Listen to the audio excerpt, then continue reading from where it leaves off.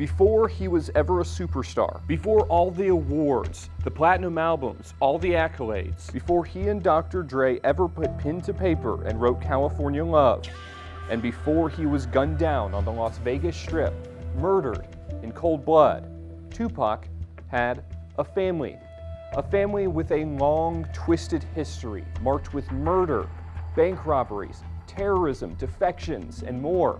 Over the next few minutes, WDRB Investigates will try to untangle this web and explain why Tupac's family is now focused on something happening here in Kentucky.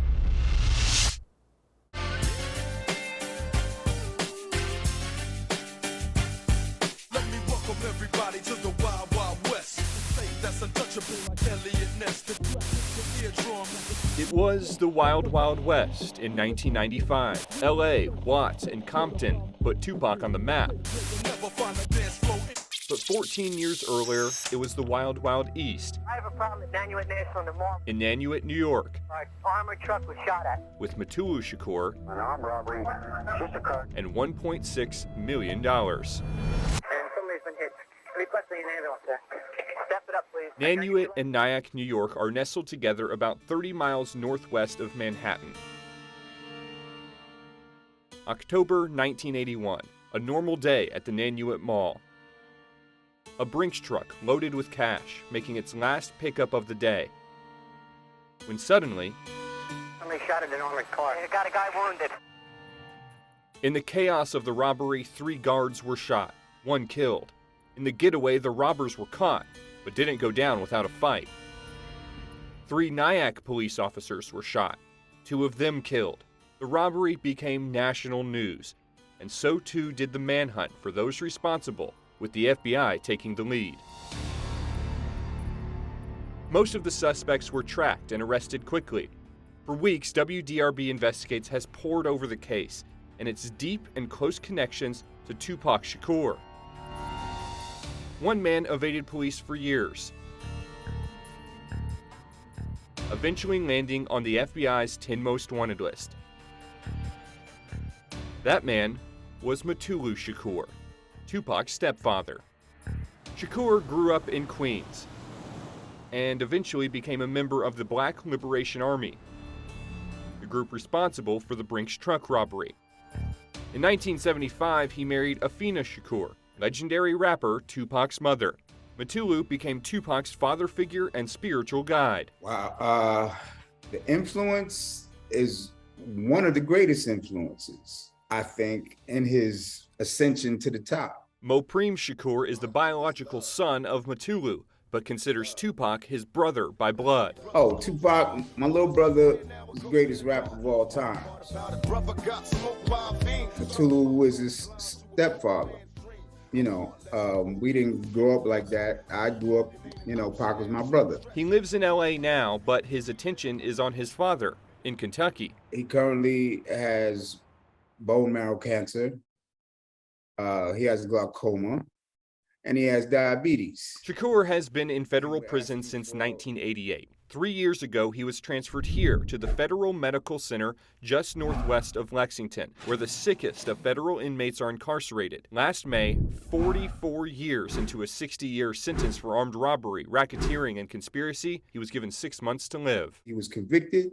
He was deemed a certain punishment, and he fulfilled it. It's really hard to understand why an old, sick man can't be released, considering all the money the federal government is spending to keep him there. Time is not on Shakur's side. In 2020, he was denied compassionate release after his cancer diagnosis, and earlier this month, he was denied again. A judge, siding with federal prosecutors, ruling that Shakur is not eligible because he was sentenced under an old federal law. The government has now argued that Dr. Shakur is not eligible for compassionate release, that the law only applies to people who were sentenced after 1987. And with time running out, the Shakur family's hope is running out, with one last chance, a parole hearing next month. But the odds are against him. Shakur has already been denied parole 9 times because of the seriousness of the charges. The others that were convicted in the crime have all either died or been released from prison. But the families of the victims have long fought against allowing any of the people responsible out early. What about all the things that my father and Officer O'Grady and Waverly Brown didn't get to do?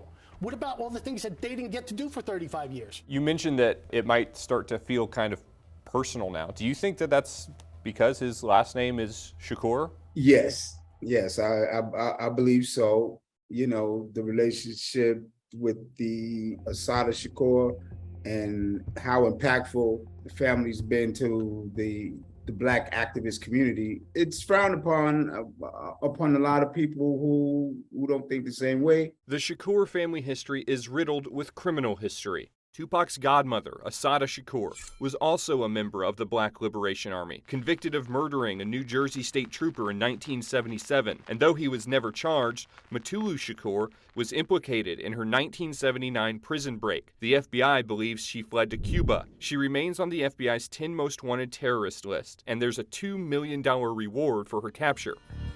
So why, after all that, does the family think Mutulu should be released from prison? I could explain it to the best of my ability. You know, when you made to sit still for that amount of time, there's a lot of reflection. He's accepted responsibility for his actions, which I thought was required for parole, and that hasn't happened either. So, you know, we keep pushing, we keep fighting a good fight in an honorable way, following the rules, hoping that the system does the right thing at some point. Now, those changes are the last hope for Tupac's family. He's paid the bill, just like anybody else. What do they say in the Bible? Let he who is without sin cast the first stone. Yes, things happen, people make mistakes and they pay. Some don't pay at all. But the ones that pay, it should be set free. Some things will never change.